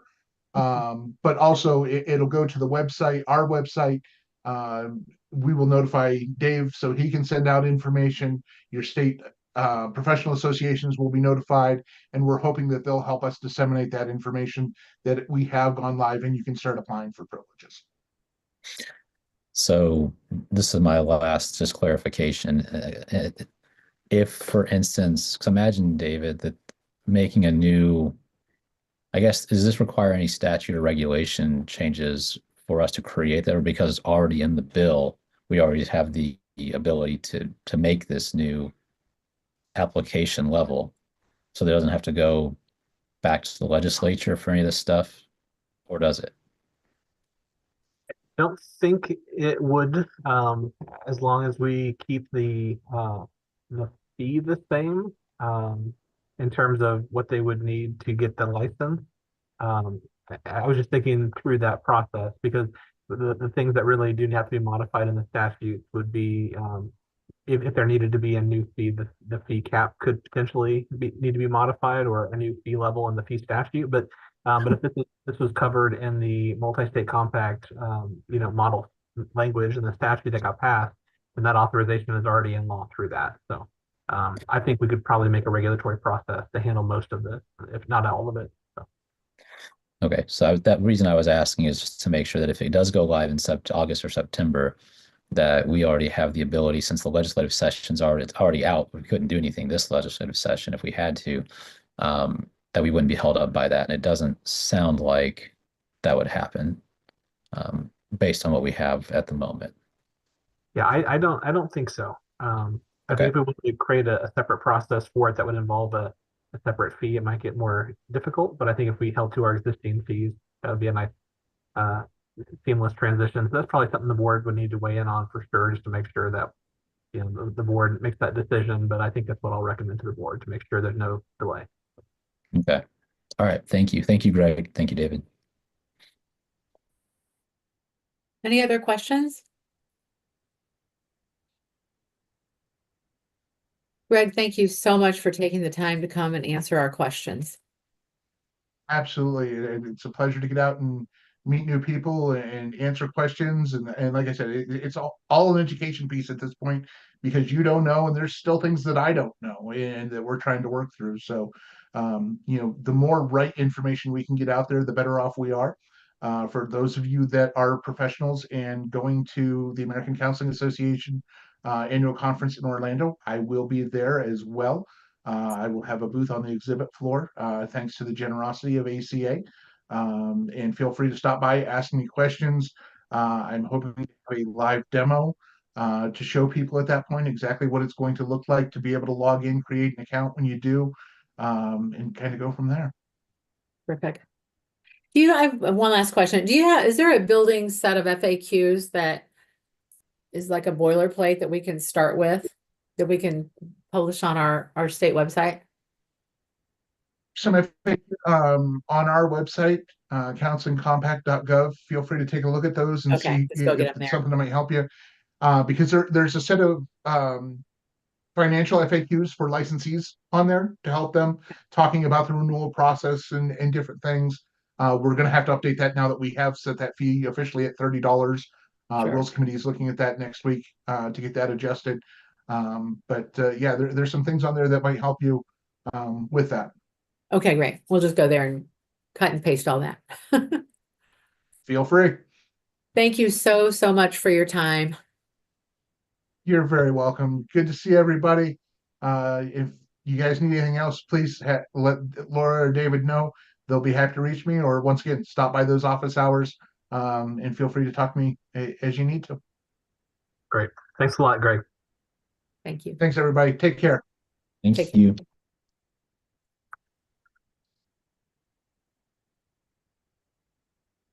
All right. Okay, so any feedback, questions, anything about that we need to carry forward?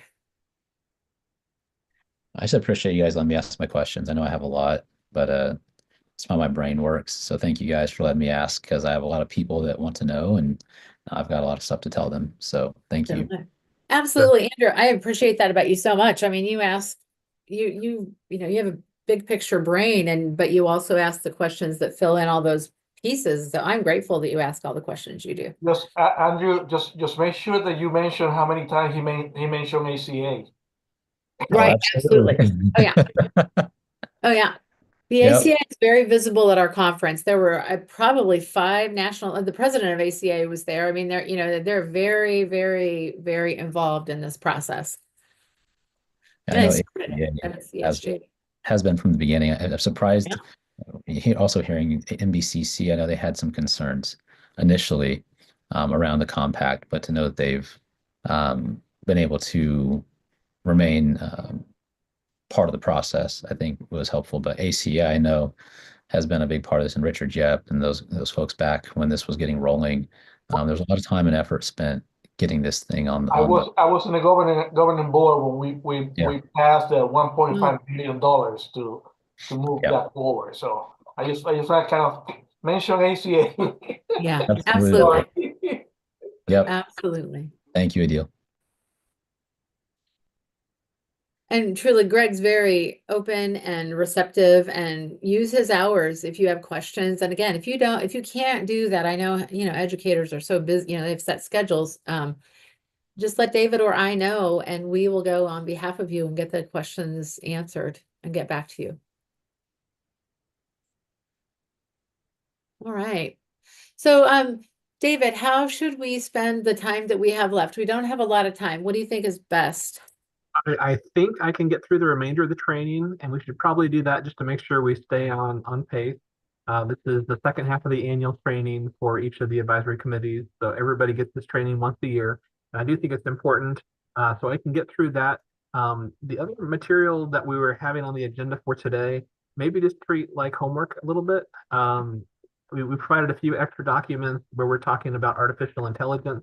And so there are maybe 3 or 4 different handouts to review. There was I forget all the different documents, but go ahead and read through those in preparation for the next advisory committee meeting. And then we can kind of share more information and have more discussion about how to handle that topic.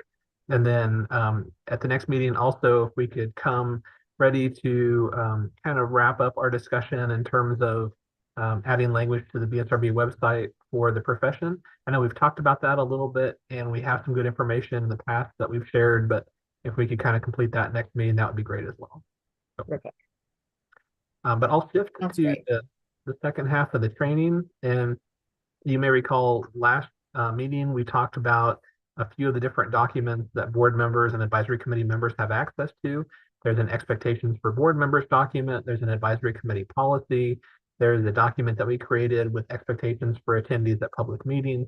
And we talked in general, broadly about the role of the BSRB and our purpose. I did want to share just a couple of documents for you. I try to keep the board updated about things every board meeting. And from time to time, I also want to share this information with the advisory committee as well, just so that you're all on the same page. You should, can you see the history of permanent licenses from July 2015 to current? This is something that I update every couple of months and I share with the board. If you're not familiar with this document, it goes back almost 10 years now. And what you can see is a 2-page document. It has the same information, but just sorted a little bit differently. On the first page, it has all the 16 levels of permanent license under the BSRB. And then on the second page, it is grouped by profession.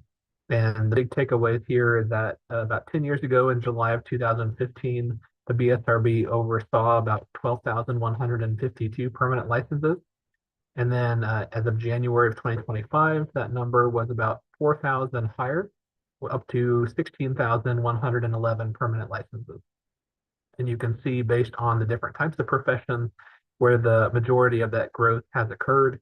Back 10 years ago, we weren't licensing behavior analysts quite yet, but that number, we did start doing that in calendar year 2016, but started showing up in July of 2017 in terms of the yearly chart. Now it's up to about 500. Some of the professions have been fairly level, like addiction counseling is up about 100. Marriage and family therapy up about 300 or 400 over the course of that time period. Master's level psychology has been relatively flat, but it's up about 40. Professional counseling, you've seen a tremendous increase in your profession, up from about 1,148 to 2,000, almost 700. Social work up over 1,000 social workers over the last 10 years. And then psychologists, that number does fluctuate, but it is up about 150 or so over the last 10 years. Within those numbers, what we've also seen as a shift, especially over the last several years, more individuals are pursuing the independent or clinical level of licensure.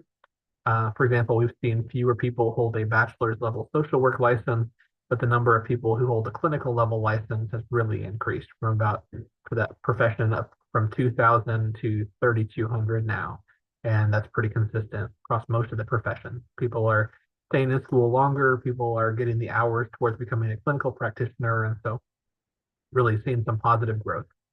So if you ever are curious about reasons why the BSRB as an agency has grown and why we have asked for some additional staff over the last few years, part of this has to be, is that we have really increased over the years, which is great. Now you may be wondering, well, you have 4,000 additional licensees over this time period, but we're still hearing about things like workforce. How are there shortages if we have so many more people getting licensed? And part of that conversation has to do is that we've seen a tremendous increase in the demand and the need for services. And there's other factors involved too, but I think that has to be part of the conversation. But I think it's a real compliment to the programs and different ways that we are helping more people get out into the field. And so I want to make sure you had good information on that. Additionally, I shared this with the board at the last board meeting.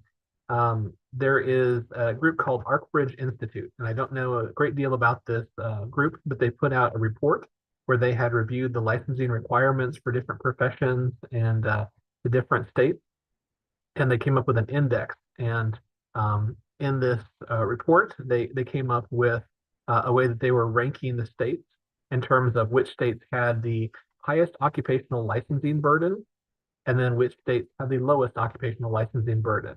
And I think what some people might find surprising is that the state with the lowest occupational licensing burden is Kansas.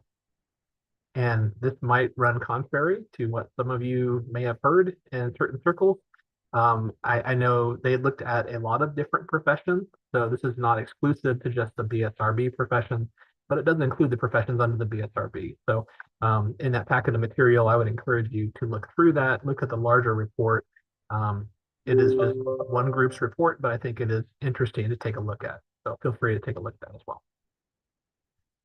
Now we're going to take a look at the training for board members. And like I said, we went through a lot of this document at the last meeting. And so we're going to go to part of the document that really does talk about general guidance for state agencies.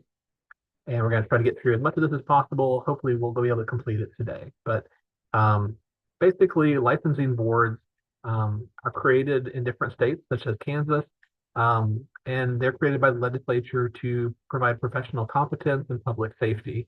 Boards are creatures of statute. That means the board's power is dependent upon its authorizing statute. The board can only exercise authority granted explicitly or implicitly by Kansas statutes, and boards cannot act beyond their statutory authority or in matters not addressed by law.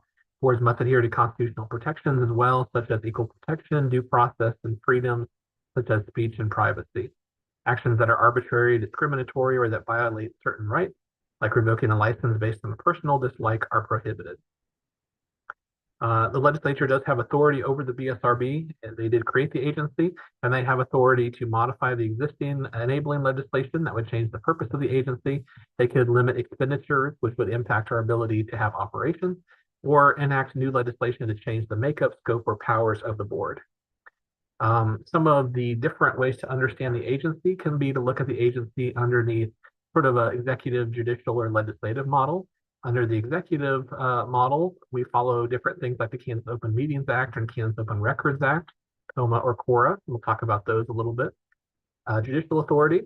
We do hold quasi-judicial hearings when we're reviewing facts when law violations have occurred. And then we also follow something called the CAPA, the Kansas Administrative Procedures Act, when appropriate. And then there's also legislative authority. We adopt regulations to implement or interpret statutes with more detailed or specific requirements. And that process often involves holding an open hearing on proposed regulations, allowing feedback, and that's oversight by a legislative committee. That's known as the Joint Committee on Administrative Rules and Regulations, or JCAR.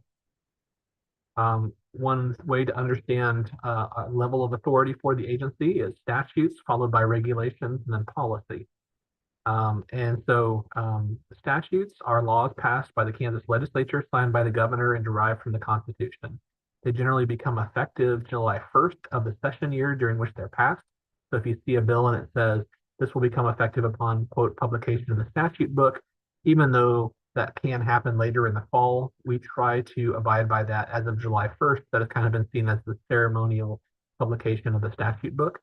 You could also have a different date specified that says it will become effective at some date in the future, or it could say upon publication in the Kansas Register, which is a different publication that occurs more frequently, and it would be a little bit of an earlier implementation date. The statutes define the scope of the board's authority to override any conflicting regulations or policies, and if we need additional authority, we must seek new legislation.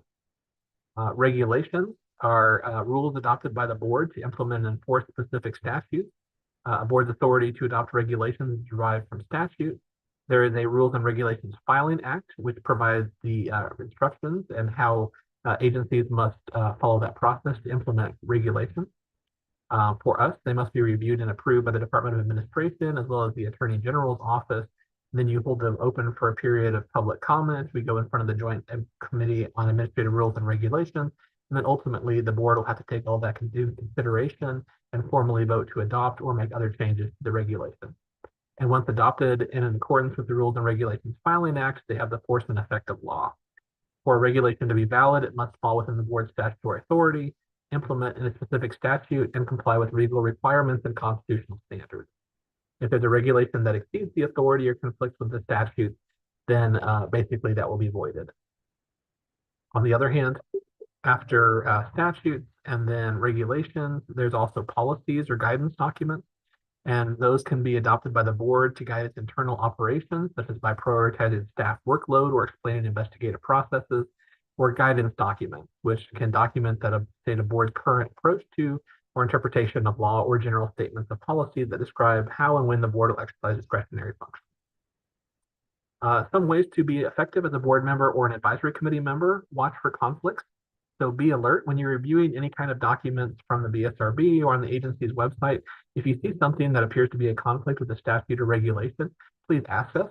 And then if there is something that needs to be done about those things, we encourage you to start a conversation and asking if those things need to be modified or changed. In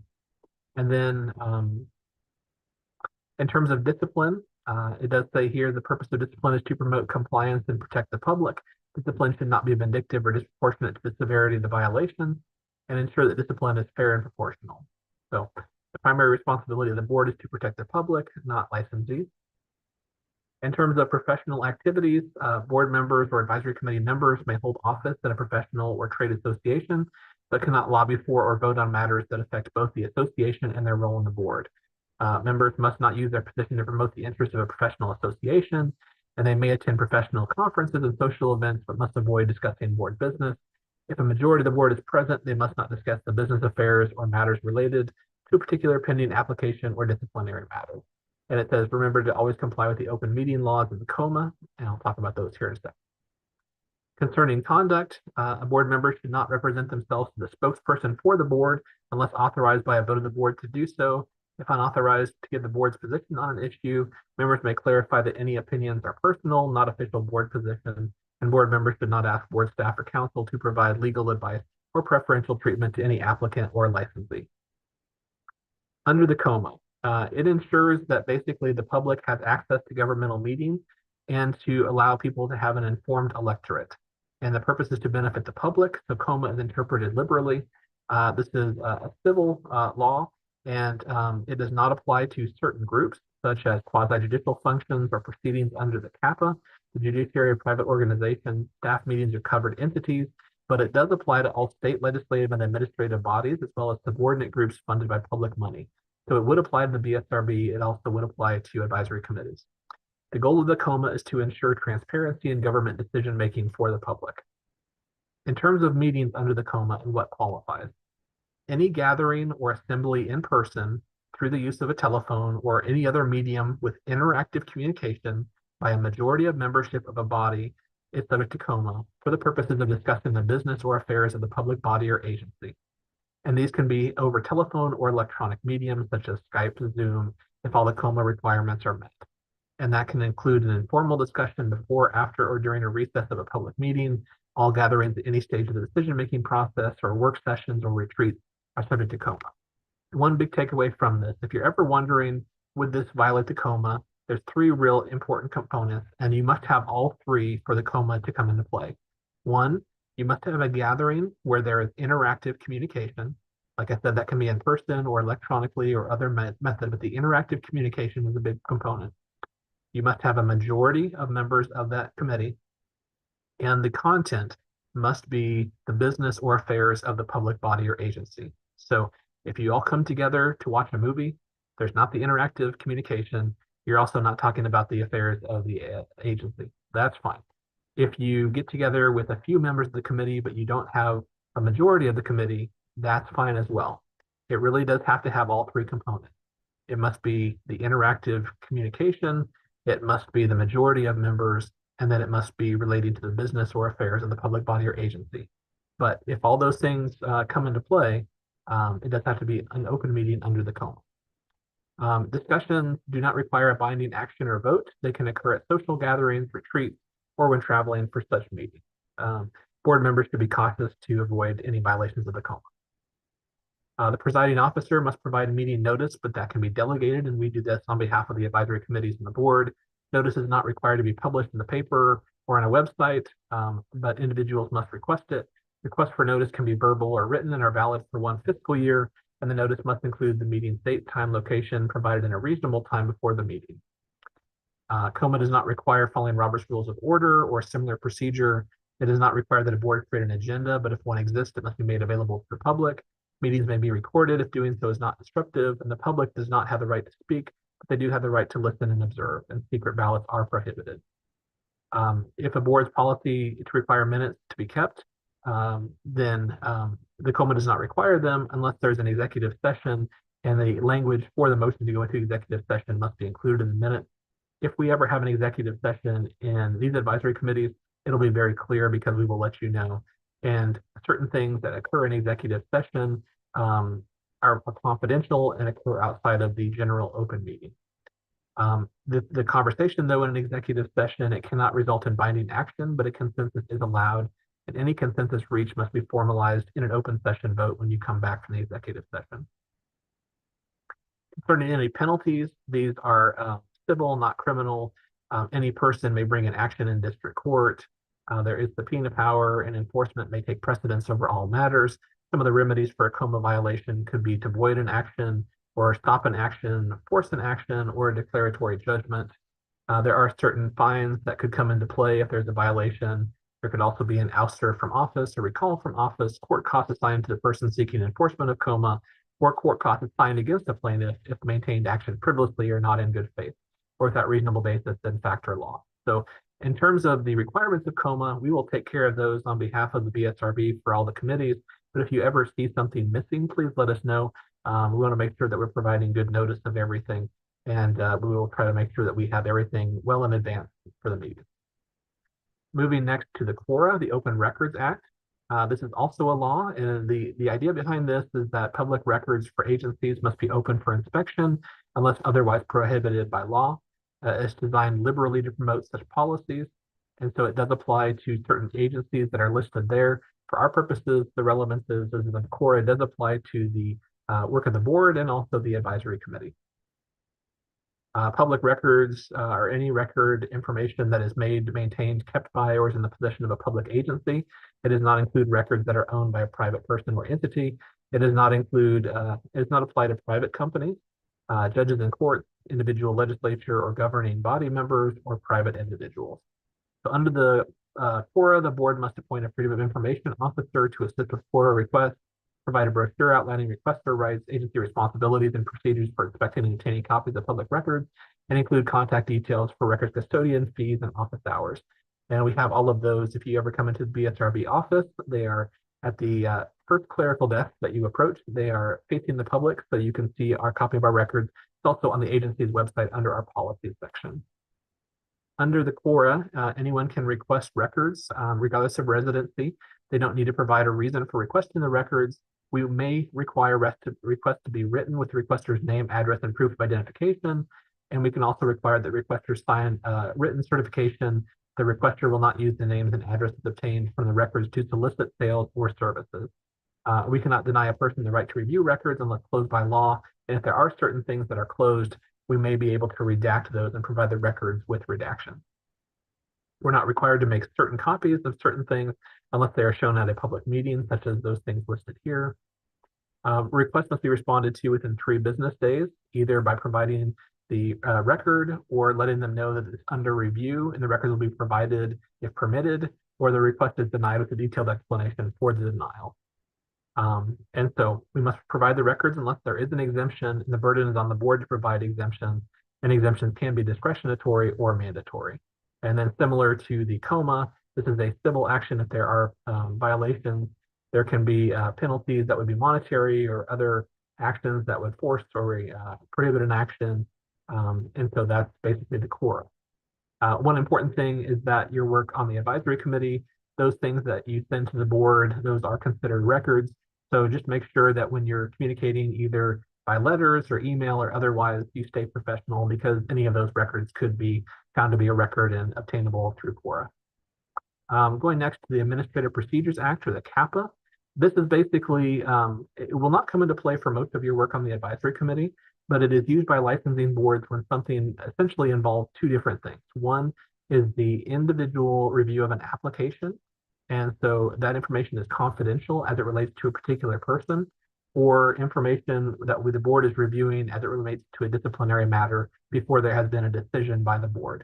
And so when we're looking at one individual, then the CAPA will come into play. If we're looking at a broad rule for all individuals, then that would be something for an open meeting, but a specific set of circumstance for one person, that's really more something under the CAPA. And the CAPA meetings are closed to the public, whereas the COMA ones are open. We're getting very close on time, so I'll let you review the information for CAPA, but for most of you on the advisory committee, this will not come into play. But if you are a board member in the future and you're reviewing applications or looking at things like when someone has a felony conviction or certain things like that, or you're serving on the complaint review committee, then you might be relevant to these CAPA proceedings. So there's information here about what is done in a COMA meeting versus under a CAPA. And there are certain things that really should be handled in a public meeting versus the CAPA. So there's a little information here about those investigative proceedings. And then if someone does get a order against them, they have the right to a hearing. That hearing is considered public. And at that point, the public members can view those meetings. But for the initial determination of whether a violation has occurred, that is under the CAPA and that is closed. And then last, I'll just make you aware of the Kansas Tort Claims Act. If you should ever be sued on behalf of your role with the board or the advisory committee, you may be eligible for free representation, but you do need to request that, and you need to request it very quickly. So this has to do with your role on the board or an advisory committee. But essentially, there's this Kansas Tort Claims Act, which will cover vicarious liability for wrongful acts committed within the scope of your employment or potential case-by-case immunity. If you are ever sued or you receive notification that you've been sued because of your role on the board or advisory committee, please let us know as soon as possible.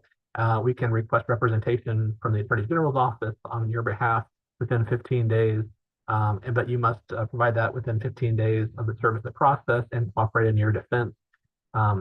Thankfully, I've never seen this come into play in my time working for the board. I just want to make you aware of it in case that you ever receive something like that. Similarly, if you ever receive a Quora request on behalf of your work with the board, please let us know about that, and we will try to make sure that we assist you with that request so that we can turn over the relevant information. And then just as a conclusion, in terms of becoming an effective board member or advisory committee member, it's encouraged to become familiar with the statutes and regulations for the profession. review all the documents that we've gone through during the training, become familiar with the website and other resources, and strive to uphold the values of board and advisory committee members. And then be mindful of the laws, including the COMA, the CORA, and CAPA. And then if you have questions, please let us know. But with that, I'll go ahead and stop sharing my screen here, and I will see if there's any questions from anyone. I know we're very short on time, so if you do have questions, feel free to hold those to the next meeting, or maybe just send me an email and we can communicate separately. But if you do have any questions, you are always able to reach out to me in my role as executive director. You're also always able to contact Laura in her role as the chair. But if you do have questions about some of the legal things that we covered or some of the other items, please feel free to reach out and let me know. Thank you, David. So we have old business, new business, and all those documents that we sent you. The Kansas Health one is a little bit long. Don't be intimidated by 60 pages. You don't have to read all 60, but you'll find relevant information in there. So the other thing I'll mention is our next meeting date is open. David sent out a Doodle Pro to survey when we will be able to get together for April. So please fill that out so that we can go ahead and schedule that April meeting. And Laura, I did see most people had responded to that poll. It Uh-huh. looks like the date that will have the fewest conflicts, and I just wanted to ask the remaining members here. It looks like maybe Tuesday, April 1st. Are there very many other people who've not responded to the poll that would have a conflict on that date? Okay, looks like that was the meeting that had the most attendees, and so so we'll proceed with Tuesday, April 1st at 10 a.m. yeah, as long as it looks like there's no other individuals who have conflicts with that date and time. So let's plan on it being Tuesday, April 1st at 10 a.m. And I'll go ahead and send out the calendar appointment for that. Terrific. Thank you for that. I'm glad that's settled. And then that's when we'll jump in with old business and new business. Any other questions about that before we adjourn? Then we need a motion to adjourn. Okay, Bob, I move. Okay, Dill, I need a second, please. Thank you. I'll second. Thank you, Andrew. Let's go with any opposed, say aye. And if I don't hear opposed, we'll adjourn. Okay, we are adjourning. Thank you so much, everyone, for your time and for all your good questions. All right. Thanks, everyone. Thank Thank you. you. Take care.